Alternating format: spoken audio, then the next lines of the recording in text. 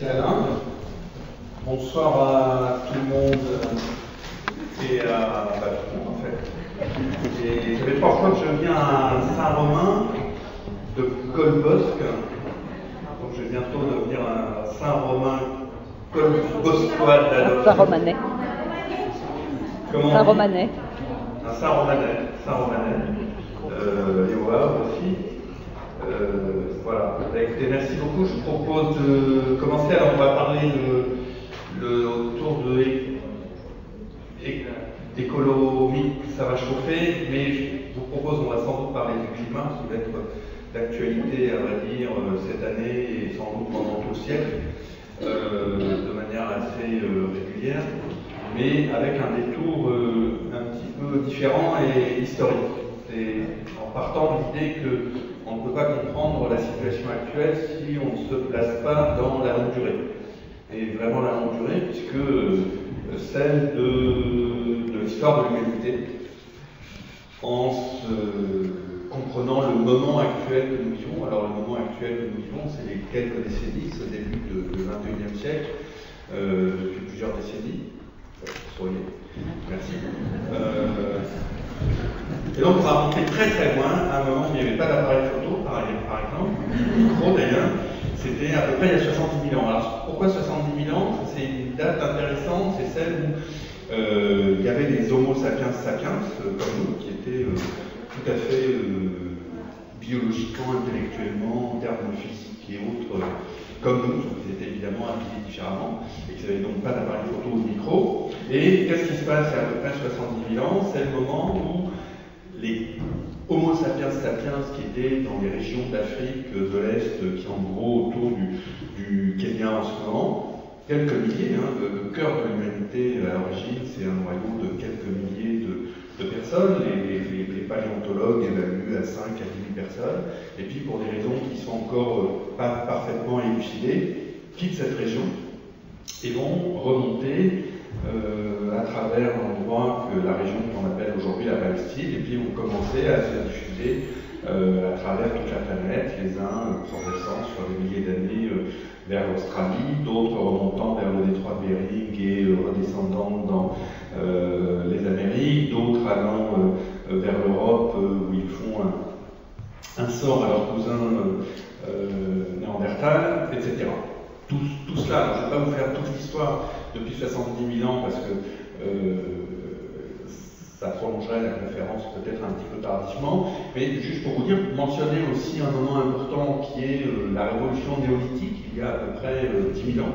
Donc un basculement important, un autre basculement important dans l'histoire de l'humanité, où en gros les groupes humains, les sociétés humaines, passent d'une existence qui était fondée en gros sur la cueillette, sur la chasse, à l'invention de l'agriculture et donc un changement parce que l'agriculture permet notamment de stocker des nourritures d'une année sur l'autre et donc vous permettre à partir de cette économie de créer des sociétés beaucoup plus sophistiquées et le développement de l'humanité.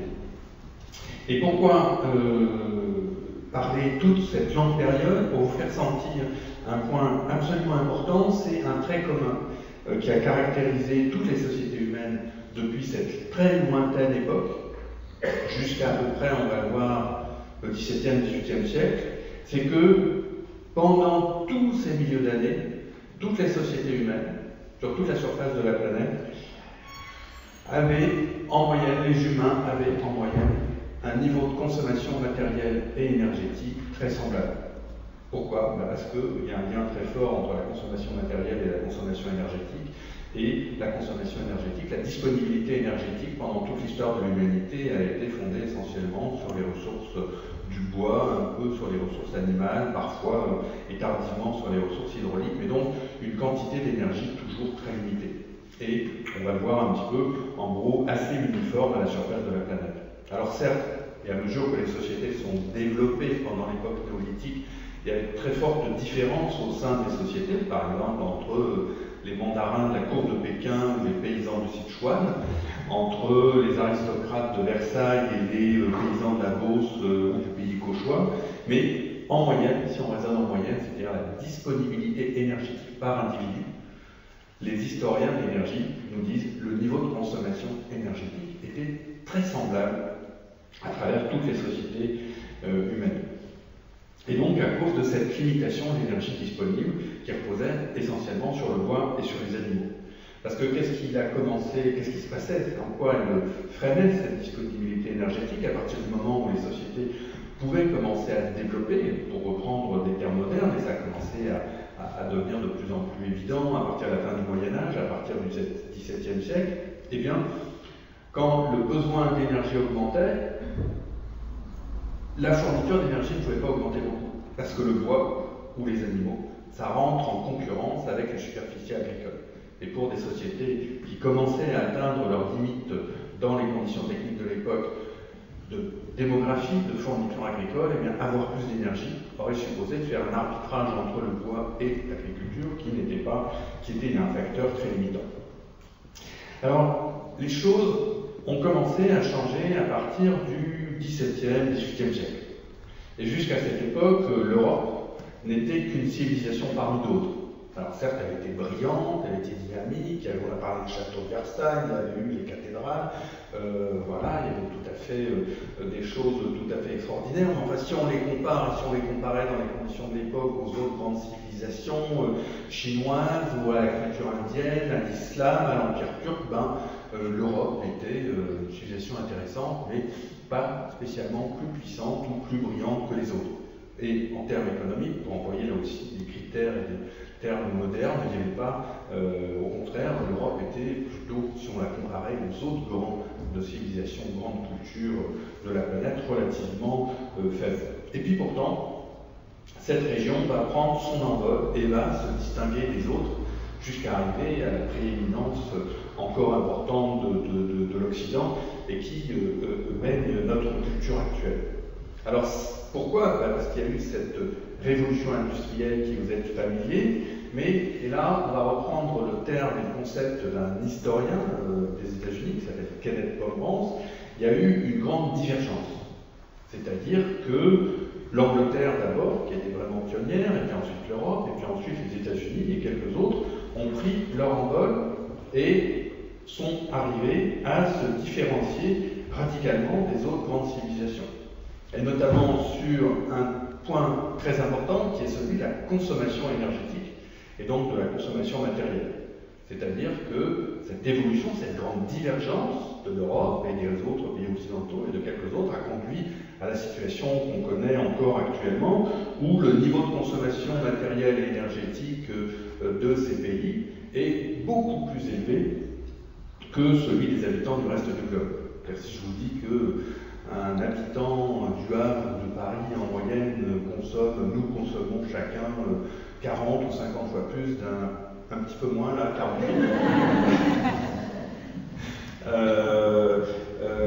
40-50 fois plus d'énergie qu'un Tanzanien, qu'un Centrafricain ou un Bolivien, vous direz, bah oui, bon, ça doit être ça. Et d'ailleurs, c'est vrai, c'est incontestable, mais c'est tout à fait extraordinaire si on regarde par rapport à la longue histoire de l'humanité. Alors, quelle est l'explication de cet envol soudain, de ce démarrage, de cette grande divergence, pour reprendre le terme de Pomerantz? En fait, il y a eu beaucoup de débats entre les historiens à ce propos. Est-ce que c'était la culture particulière, l'individualisme, le rapport au temps, le développement de la technique, etc. En fait, aucune explication n'est absolument décisive. Et Kenneth Pomerantz, qui est un historien actuel, qui a lancé, si j'ose dire, on a poussé sa théorie, son analyse historique depuis une dizaine d'années, a vraiment une explication très forte en ce moment, qui est celle qui s'impose, me semble-t-il, pour expliquer cette espèce de miracle, cette espèce de mystère de l'envol européen et occidental. En fait, Pomerantz ne cherche pas des raisons dans la culture, dans les techniques, dans ceci, dans cela. Il dit qu'il y a eu des disponibilités écologiques tout à fait nouvelles dont ces régions ont eu la chance de disposer. La première, c'est qu'il y a eu le charbon. À ce moment donc où des sociétés comme l'Angleterre, comme la France, comme l'Allemagne commençaient à avoir ce besoin, ces possibilités de développement, mais aussi d'autres régions du monde, on va le voir, comme par exemple dans le sud de la Chine, elles ont réussi à déverrouiller le facteur limitant qui était cette énergie. Pourquoi? Parce qu'ils avaient le charbon. Et ils avaient le charbon qui était proche des lieux de consommation où commençaient à se manufactures, les grandes installations industrielles qui allaient entraîner le développement. Parce que par exemple, dans la Chine, il y avait aussi beaucoup de charbon. Sauf que le charbon était essentiellement dans le nord de la Chine, et donc dans les régions du sud de la Chine, qui sont en gros la région autour de Shanghai, qu'on appelle maintenant Shanghai, et la rivière des Perles, c'est vers le sud, et bien, déplacer ce charbon du nord au long de 3000 km ou 4000 km vers le sud de la Chine, c'était extrêmement coûteux dans les conditions de l'époque où il fallait déplacer des tonnes de charbon avec des conditions de transport très difficiles. La chance de l'Angleterre, du bassin minier anglais, puis de quelques autres régions comme la Lorraine, comme le Nord, comme la Ruhr, c'est que le charbon était là, et à proximité immédiate des lieux où on avait un fort besoin d'énergie pour commencer à développer les manufactures. Et donc cette possibilité d'avoir une énergie sans avoir à prendre des surfaces agricoles pour prendre du bois, pour faire du bois par exemple. Donc ça c'est le premier point, explique Pomerance. Et puis un deuxième facteur qui va permettre à l'Angleterre et aux autres régions européennes, pays européens, de se développer beaucoup plus rapidement que la Chine ou d'autres régions d'Inde qui étaient à ce niveau, à cette époque, au même niveau de développement, c'est qu'il y avait toutes les ressources immenses de l'Amérique. Et par exemple, une ressource importante qui était le coton. Et le coton aussi, l'industrie textile, vous le savez, c'est quasiment la première industrie humaine qui est importante, parce que ces grandes manufactures du 18e, la grande industrie a commencé à se développer par le textile. Et jusqu'alors, les vêtements, c'était quoi? C'était le lin ou la laine. Et le lin ou la laine, c'est comme le bois, et ben, il faut des superficies pour avoir cette matière première, et ces superficies, et ben, les moutons, ça prend de l'espace, mais si on a des moutons, eh bien, on n'a pas de culture de blé pour faire ça. Il y avait ces ressources de l'Amérique qui ont là aussi permis de fournir une matière première importante pour ce premier développement des grandes manufactures et de libérer cette contrainte agricole. Il y a d'autres choses qui jouent, par exemple le sucre. Alors le sucre, bon, c'est bien, on le met dans le café, ou on prend des bonbons Haribo, enfin à mon avis il ne faut pas trop, mais pour les enfants et même pour les grands, mais voilà, en fait le sucre c'est un vrai aliment. Et donc, Pomerance a fait un calcul intéressant. Il a repris les statistiques d'importation de sucre des États-Unis vers l'Angleterre. Il a fait un calcul en calories, tant de tonnes de sucre chaque année, ça fait tant de calories. Et il a regardé en termes de calories combien de superficie agricole il faudrait en céréales pour fournir la même quantité de calories à l'Angleterre. En fait, il arrive à conclure, à prouver que toutes les importations de sucre des États-Unis ou de l'Amérique vers l'Angleterre représentaient l'équivalent d'une surface de production agricole de 36 000 hectares. Donc, vous voyez, des ressources vraiment importantes. Et donc, desserrer la contrainte de l'énergie par le charbon, desserrer la contrainte d'un certain nombre de matières premières par les ressources de l'Amérique, et ben, ça a enclenché une sorte de cercle vertueux, pas au sens moral du terme, mais plus d'énergie permet d'alimenter des machines qu'on peut développer, qui permettent d'alimenter des manufactures, qui permettent de passer à un début de production industrielle, qui permettent d'acquérir de la puissance, qui permet de développer des armements, qui permet du coup d'avoir la suprématie sur les autres régions du monde, etc. Et là, vous retrouvez le récit que vous connaissez bien, celui de la révolution industrielle, celui de la colonisation, celui de la prééminence des civilisations et des sociétés occidentales sur l'ensemble de la planète, et conduisant à ce caractère absolument fondamental, qui est que on est dans cette situation de consommation énergétique et grosso modo matérielle extrêmement inégale sur la surface de la planète, et ça sur 200 ou 300 ans, c'est-à-dire pendant une période extrêmement rare, même si à notre échelle d'être humain, 40 ans, 50 ans, 60 ans, ça nous paraît tout à fait normal de consommer autant que 50 fois plus qu'un tanzanien, mais en fait, dans l'histoire longue, une fois de plus, c'est 200, 300 ans, rapporté à 70 000 ans, c'est, j'ose pas faire le rapport, mais c'est 1 ou 2%, c'est très peu de temps.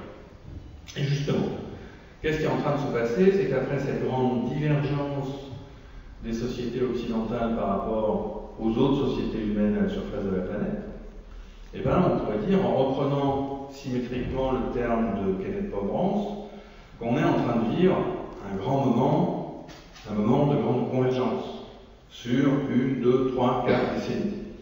ce qui à l'histoire, à l'échelle historique, est court, même si à notre échelle d'hommes et de femmes est effectivement très important.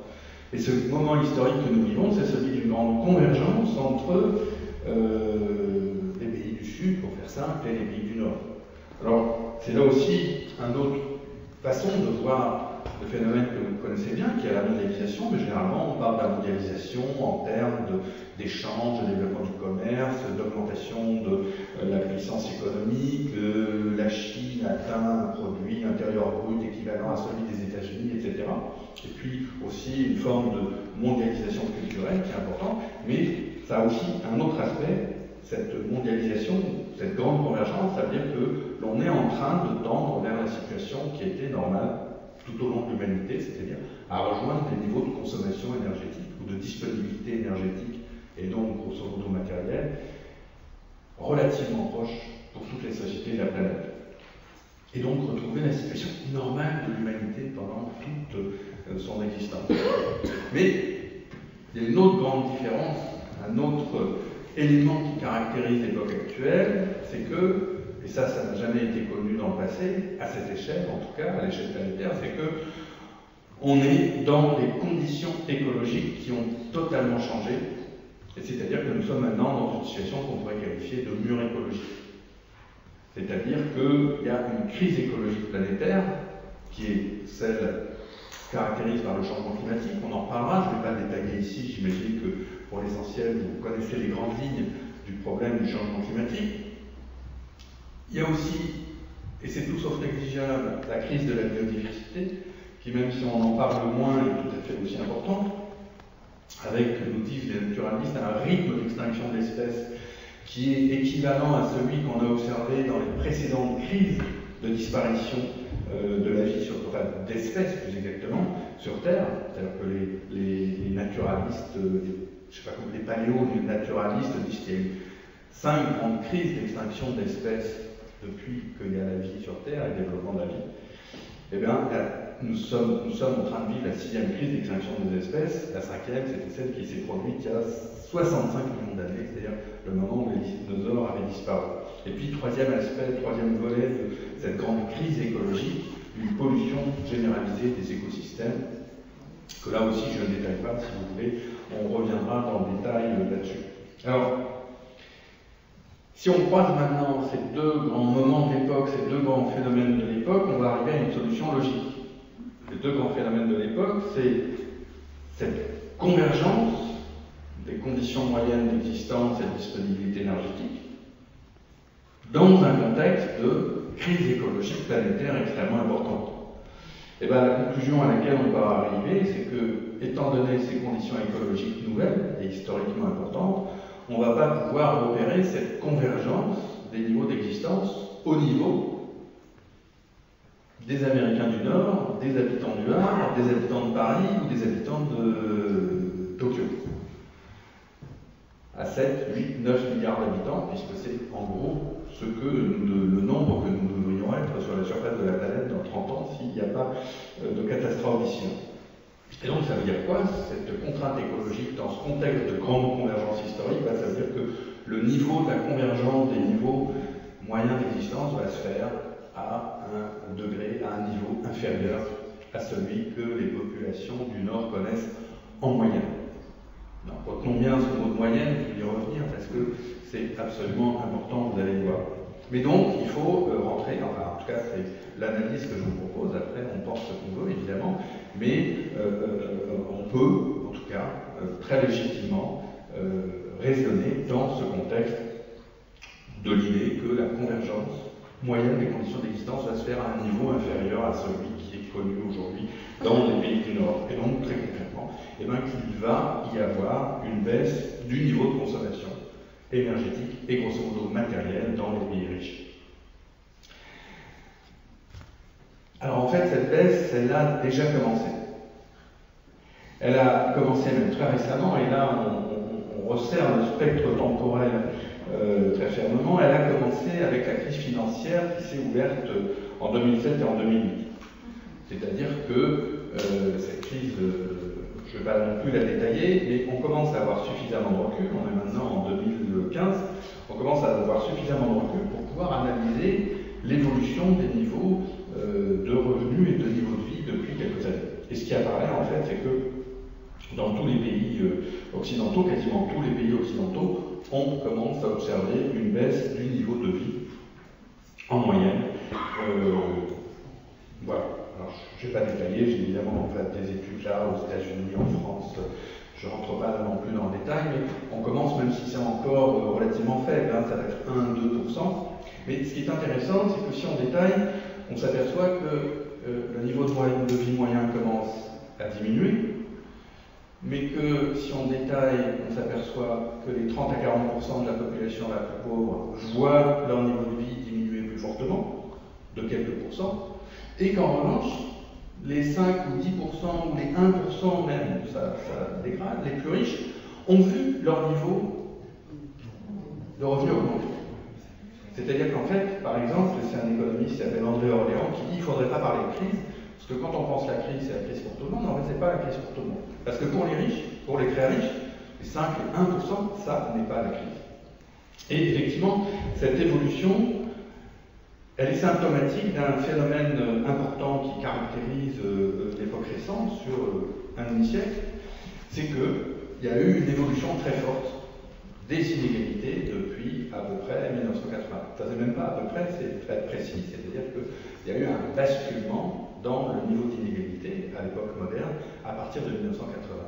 Très concrètement d'ailleurs, au moment où Ronald Reagan est devenu président des États-Unis et Margaret Thatcher, première ministre de la Grande-Bretagne. Et donc, on commençait à appliquer des politiques qu'on appelle néolibérales, c'est-à-dire financiarisation, de flexibilisation, d'assouplissement du code du travail, etc. Qu'est-ce qui s'est passé? C'est que alors que pendant les 30 à 40 années précédentes, il y avait certes un niveau important d'inégalité, mais cette inégalité était stable, parce que les rapports de force entre les groupes sociaux faisaient que la richesse nouvelle se répartissait de manière à peu près stable entre, pour faire simple, le capital et le travail. À partir de 1980, il y a une évolution très forte et qui a conduit, alors avec des variations selon les pays, ça a été plus prononcé aux États-Unis et en Angleterre, mais on retrouve le même phénomène à peu près partout, une augmentation continue des inégalités à partir de cette époque.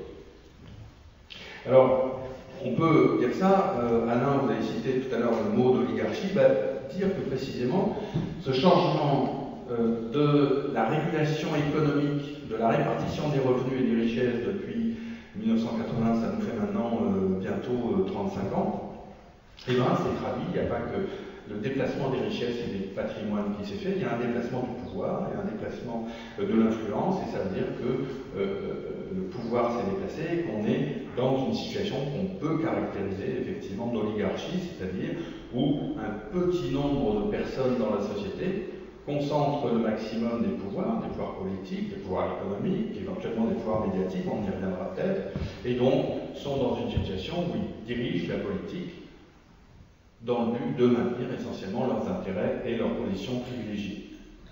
Si bien qu'en fait, on peut dire que le moment actuel que nous vivons, il est marqué entre une contradiction très forte entre, d'un côté, ces phénomènes historiques que j'ai décrits, la crise, la convergence des niveaux d'existence dans un contexte de crise écologique, et puis, de l'autre, le conservatisme de ces privilégiés, de cette oligarchie, de cette classe dominante, appelez-la comme vous voudrez, qui bloque les évolutions nécessaires.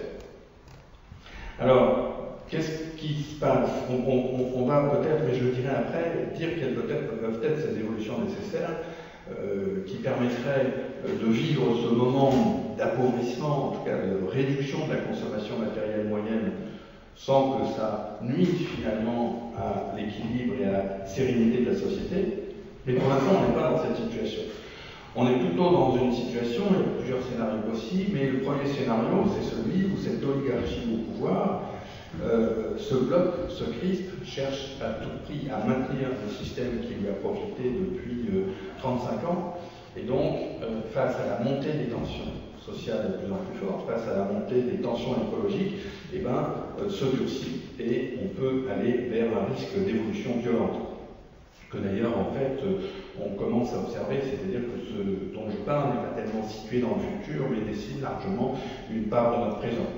Et donc, l'on observe une évolution des pouvoirs vers plus d'autoritarisme. On le voit même encore, par exemple, avec la loi sur le renseignement qui vient d'être adoptée, sur la répression très violente des militants écologiques ou d'autres d'ailleurs, mais en particulier sur l'écologie, avec par exemple le décès de Rémi Fraisse en octobre dernier, une répression policière toujours plus accrue, un contrôle médiatique très fort. Vous avez peut-être vu il y a 2 jours qu'on nous a annoncé que le journal Aujourd'hui allait être racheté par le groupe LVMH, qui est du milliardaire Bernard Arnault, je crois, de stigmatisation des étrangers, de repli sur soi, voilà, pour détourner en quelque sorte la colère ou l'anxiété ou le malaise des gens, non pas vers peut-être cette oligarchie dont j'ai parlé, mais dire, bah non, le mauvais, c'est l'étranger, c'est l'arabe, c'est l'africain, c'est le grec, c'est voilà, tous ces gens d'ailleurs.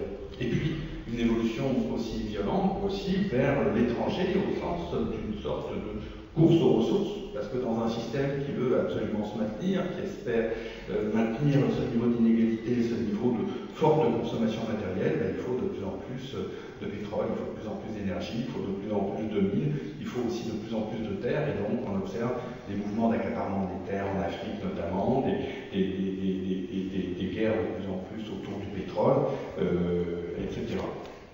Alors ça, c'est une voie d'évolution possible par rapport à la situation actuelle. Et puis, une autre voie de réponse possible, c'est de dire, et là particulièrement pour les habitants des pays du Nord, moi je parle en tant qu'Européen, et qu'est-ce qu'on peut faire en Europe ou en Amérique du Nord pour répondre à ça? L'autre réponse possible, c'est de dire, oui, on accepte, on comprend cette évolution historique, ce croisement entre le grand mouvement de la mondialisation des niveaux d'existence dans ce contexte de crise écologique, et on s'organise précisément pour s'adapter à ces nouvelles conditions historiques et pour les tourner à notre avantage plutôt que de se braquer contre elles. Et ça, en fait, on sait assez bien faire dans le principe. Je ne dis pas que c'est facile à mettre en œuvre, mais peut-être que par rapport à il y a 15 ans, à l'époque du néolibéralisme dominant, peut-être que maintenant il y a eu beaucoup de travail qui a été avancé et qu'on sait assez précisément dans quelle direction il faudrait aller. Et en gros, cette direction, c'est selon 3 axes. La première, c'est de reprendre le contrôle des marchés financiers et des banques pour faire en sorte que la richesse collective soit contrôlée par la décision collective et pas par les intérêts d'un petit groupe de gens. Un deuxième aspect, c'est de se dire qu'il faut réduire fortement les inégalités. Et c'est pour ça que tout à l'heure, j'ai constamment employé le terme d'en moyenne. En moyenne, il nous faut réduire notre consommation. En moyenne, les niveaux de consommation énergétique, etc. Parce qu'effectivement, si on intègre la question des inégalités, on s'aperçoit que le raisonnement est quand même largement différent. Alors, pourquoi c'est un axe absolument crucial de réduire les inégalités si on doit aller dans cette direction, de s'adapter à la nouvelles conditions historiques plutôt qu'à se braquer contre? La première, c'est qu'il s'agit de changer le modèle culturel aussi de ce qui est désirable, parce que le fait qu'il y ait une très forte inégalité dans toutes les sociétés, ça c'est un autre débat, on y reviendra peut-être, mais en gros, le mode de vie qui est exhibé par ceux qui sont au sommet, par ceux qui ont le plus d'argent, déteint, imprègne, définit en quelque sorte le modèle vers lequel le reste de la société aspire. Et donc, si vous changez les niveaux de revenus et de possibilités de consommation du haut, presque mécaniquement, vous changez le modèle culturel vers lequel la société se tourne. Il y a un autre aspect qui est absolument essentiel aussi dans cette nécessité de réduire les inégalités, c'est pour faire accepter aux classes moyennes, j'ose pas dire ce nouvel objectif, mais cette nouvelle réalité de la nécessité de réduire la consommation matérielle. Parce qu'en gros, si on dit réduire les consommations énergétiques et matérielles, c'est pas peut-être aux 30%, 40% de la population qui est vraiment en difficulté, en précarité, etc. Peut-être que même dans un certain nombre de cas, ils ont très largement besoin d'augmenter leur consommation matérielle. Et c'est pas non plus les 1, les 2, les 3, les 10% d'en haut, même eux, on va réduire leur consommation matérielle, mais ça ne suffira pas à changer l'équilibre général, parce qu'ils ne sont pas assez nombreux. Donc ça veut dire quoi? Ça veut dire que c'est, là aussi, les économistes discutent, les sociologues discutent sur l'importance du bloc central, de la classe moyenne, mais c'est 40 ou 50% de classe moyenne qu'il faut, qui sont en fait le gros bloc de consommation matérielle, et à qui qu'il faut convaincre. d'aller dans cette direction. Et il est clair qu'on ne veut pas convaincre ces classes moyennes, dont vraisemblablement nous avons tous ici, enfin beaucoup d'entre nous font ici partie, si ils observent qu'en haut, il y a des gens qui continuent à avoir des yachts de 100 mètres de long, à avoir des avions, etc., à avoir des maisons et des objets somptueux. Et donc là, il y a un aspect en quelque sorte de cohérence, d'homogénéité, de solidarité au sein de la société qui rend absolument nécessaire la réduction de ces inégalités. Et puis il y a un troisième aspect tout à fait essentiel aussi, c'est que réduire les inégalités, c'est pas seulement une sorte de slogan, de désir de justice morale, etc. C'est très concrètement, c'est changer la répartition des ressources disponibles d'une société. C'est-à-dire que quand il y a une augmentation des inégalités, ça veut dire qu'il y a une partie des gens qui prennent une partie de la richesse collective. Et donc si on réduit l'inégalité, ça veut dire qu'on va redistribuer, on va réaffecter autrement la richesse collective. Et cette partie de la richesse collective, on va la réorienter d'une part pour sortir de la mouise ces quelques 20-30% de gens qui sont vraiment dans des situations extrêmement difficiles, et puis par ailleurs libérer des ressources pour d'autres politiques publiques et pour d'autres systèmes économiques, où on ira vers une économie qui sera beaucoup moins nuisible sur le plan environnemental, qui aura le souci écologique absolu dans son raisonnement économique, et qui donc, et là peut-être qu'on en discutera, ont des possibilités de création d'emplois tout à fait importantes. Et ça, c'est en fait le troisième axe vers lequel il faut aller, c'est cette idée d'écologiser l'économie, c'est-à-dire de faire en sorte que le principe de l'économie change. Pour l'instant, le principe de l'économie, c'est l'augmentation de la production et de la marge productive, quelles qu'en soient les conditions, en se préoccupant absolument pas de l'environnement. Maintenant, vu la gravité de cette crise écologique, il faut absolument intégrer, mais comme un paramètre, j'allais dire, directeur, le principe que l'activité économique, l'activité humaine en général, ne doit pas accroître son impact environnemental, et au contraire, doit le minimiser au maximum. Et à partir de là, il y a tout un champ économique différent, un raisonnement économique qui se met en place. Alors, quels seraient les moyens d'aller vers ce second scénario de l'écologie, d'une société écologique et juste, donc acceptant les conditions historiques nouvelles, plutôt que vers l'autre scénario qui se met en place d'autoritarisme, de xénophobie, de repliement sur soi dans un contexte violent? Il n'y a pas de solution miracle. Mais ce qu'on peut dire, c'est que l'époque bouge. C'est-à-dire que si d'un côté on voit effectivement, et par exemple tous les résultats électoraux que l'on peut voir depuis quelques années en France peuvent nous dire qu'on serait plutôt dans le premier scénario, on voit aussi que depuis quelques années il y a des mouvements sociaux et populaires tout à fait importants. À commencer par le printemps arabe de 2011, même s'il a pris le cours que vous connaissez, ce qui s'était passé au Chili en 2011, le printemps arabe au Québec en 2012, des mouvements de paysans en Inde, ce qui s'était passé au Brésil et en Turquie en 2013, ce qui s'est passé en France autour de Notre-Dame-des-Landes, autour des ZAD, autour du gaz de schiste, ce qui s'est passé encore au Burkina Faso en octobre 2014, où la société, le peuple burkinabé a renversé, a fait fuir le dictateur Blaise Compaoré, ou ce qui se passe encore en Grèce avec quand même la victoire de Syriza, ou encore tout récemment en Espagne avec cette victoire des mouvements citoyens et écologistes à Barcelone et à Madrid. Donc voilà, ce que je veux dire par là, c'est que c'est sans doute pas en s'appuyant sur ces mouvements à la fois de lutte et de propositions autres que les choses pourraient basculer dans le bon sens plutôt que dans le premier scénario autoritaire. Voilà, merci de votre attention.